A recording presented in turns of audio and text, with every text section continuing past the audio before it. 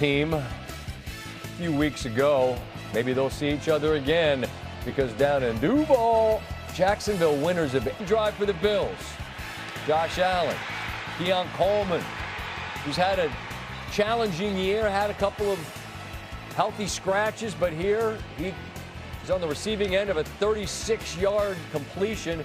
Allen's hand hits a helmet, which I can't believe is a whole lot of fun. Then here, Allen plowing his way into the end zone. You see that knee twist on the tackle. Once again, Allen would be evaluated. Thank goodness it wasn't worse. 10-7 the score at the half after the Jags got a field goal attempt they maybe shouldn't have gotten and they missed it. Maybe it's a ball don't lie. I don't know. 13-10 our score, and it's about to change. Parker Washington, this guy's been great for the Jags all year. Liam Cohen loving it at 17-13. Fourth quarter, back and forth we go. Double move, Hasselbeck.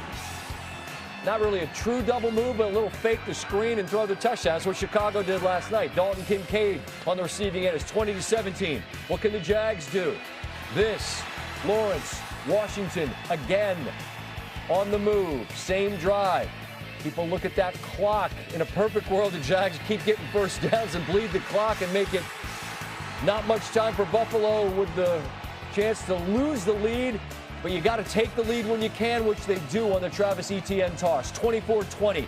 Now it's the throw of the season for the Bills. It's Allen delivering to the vet Brandon Cooks. Gain of 36. A few plays later, it's 4th and inches. And okay, we've got the first down, but it's like, what are we doing? People don't like the tush push. At what point is this going to be stopped? It's a convoy of people just shoving him to the end zone. Initially, they say he scored, and in real time, you're thinking, what? Now Jacksonville just going to get the hell out of the way so they can get the ball back with some kind of a chance.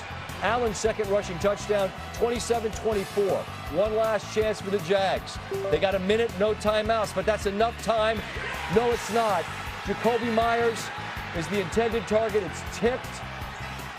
Davius White there with the tip, and Cole Bishop seals the deal, and Buffalo gets out of Jacksonville with a win. Hey, that's a heck of a win. An incredible toughness, man. I'm going to tell you what. Yeah. This football team is as tough as I've ever seen it, and it's not stopping. We stay here. We don't blink, all right? We get one more. Yeah, that's right. That's the reward for doing what we did today. We get one more.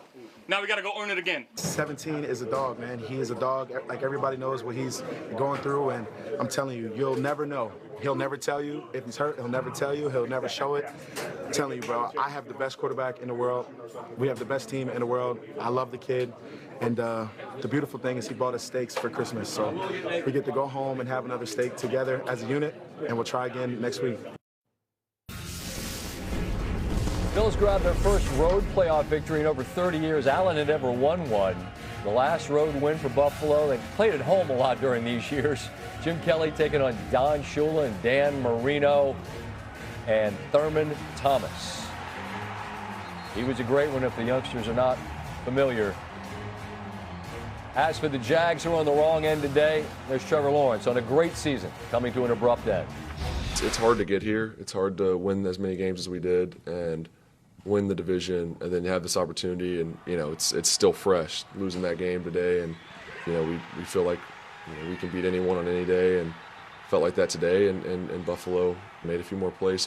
I have so much confidence in this group and the staff and the direction we're heading, but that doesn't make you feel better about the season ending today when we feel like there was more out there for us.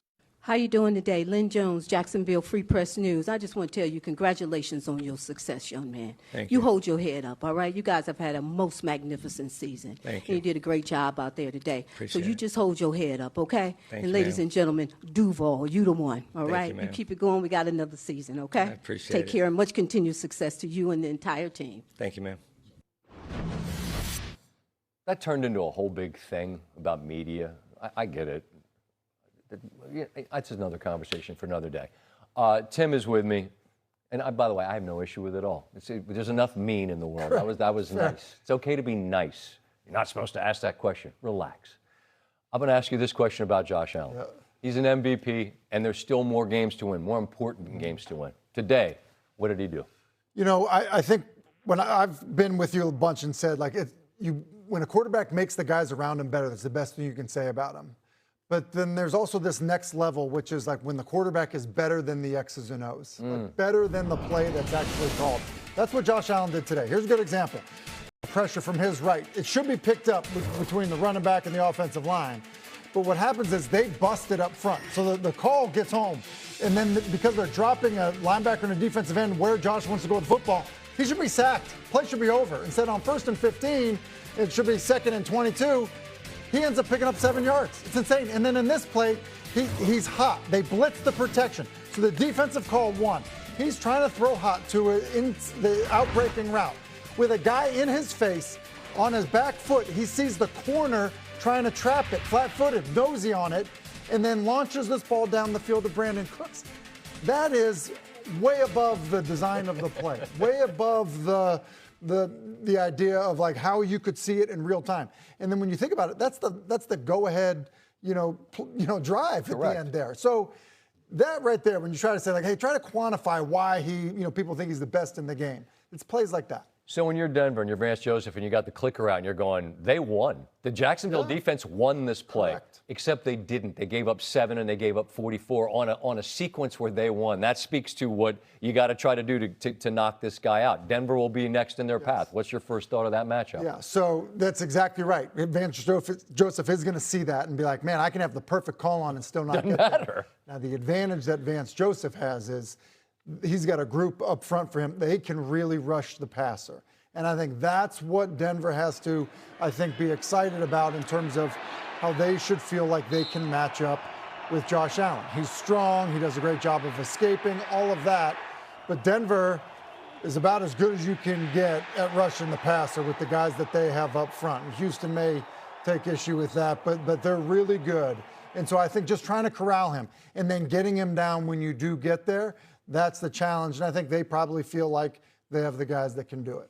Jacksonville's got the best rush defense in the NFL this year. Buffalo came in with the best rush offense. I wonder against Denver, who can get after the passer, if you're going to try to just lean on it, shrink it a little bit. I don't know if that makes sense. Or maybe you just say, Josh, put the cape on and do what you do. Put the cape on. It feels like Buffalo's running backs are banged up right now, just seeing them. And quite frankly, hearing Dawkins talk, it sounds like Josh is pretty banged up right now playing through it.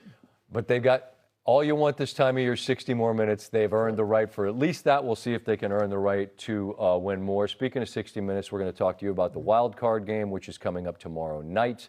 And Ramondre Stevenson, who's done his work for the night, is kind enough to join us now. Ramondre, hey, it's Scott Van Pelt. Welcome to the show, man. It's like old times. It's a January night in Foxborough, and the Patriots win a game. How do you best sort of sum up the way you all were able to execute what Coach Vrabel explained to you needed to do to enjoy this evening? Yeah, he told us we need to go out there and play, physical.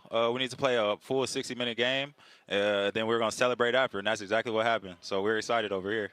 Okay, so how much clowning goes on after Milton bloodies the man's lip? I mean, Vrabel's built for it, I get it, but I mean, he I don't know if you saw it. He took the grill to the lip, and he's out there bleeding. Now, I see the smile on your face. Yeah. I didn't actually see it happen. Oh, I see it right now. Yeah, Vrabel, he's super intense. I just wonder how he was when he was actually, playing the game, how intense he is on the sideline being our coach. So I love his intensity out there. Well, I saw it. I think it's the same. The only difference is he didn't have pads and a helmet on. He seems like the same dude, and I'm interested, Ramondre, and sort of it's convenient to say he's why it's different, right? You were there when it wasn't like this, and now it is. How much has he been able to totally reset culture in this brief period of time? I mean, he's played this game. He played at a high level. He won some Super Bowls, so it's kind of easy to, listen to what he's saying and follow what he's saying because, he's been in our shoes, our exact shoes. So just getting behind him and rallying behind him, it's easy to do, and we love to do it. We love playing for him, and we just got to keep it going next week.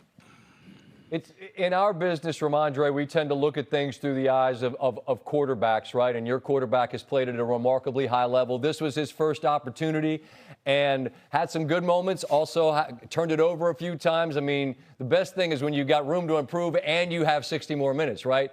What have you seen from him throughout this season as we feel like we've seen him take a giant leap into MVP territory?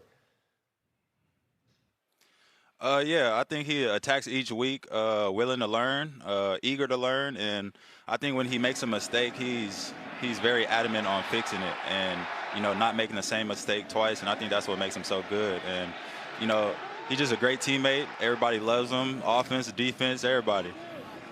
That's understandable. Yeah, I mean, the defense was great tonight. Complimentary football. It earns you the right to play again. I'm interested just in this, right? It's 60 minutes of football. Did it feel different? Like knowing what it was? Maybe you watched some of the games yesterday. It's been bananas. You guys had the most comfortable win of anybody. Right. Did the day or the game to you feel different? It was more intense. I think playoff games are, you know, always a little bit more at stake because, you know, the loser goes home. Sure. So I think it was just a little bit more urgency by both teams. And, yeah, I seen how games were ending. We knew it was going to be a tough fight. And, yeah, we got out here kind of comfortable, but it was still a tough fight first half and things like that, but we got it done. All right, well, here's what we got. We got Monday Night Countdown. I'm going to Pittsburgh, then we got a game. So I'd invite you to sit back, watch, to see who's coming up to visit, and we'll let you get home tonight to get some rest, Ramondre. Congratulations on your contributions, significant ones tonight, and all the best next week against whoever's coming to town. Yeah, I appreciate it. Thanks for having me on. Okay, it's my pleasure. Ramondre Stevenson. And the New England Patriots.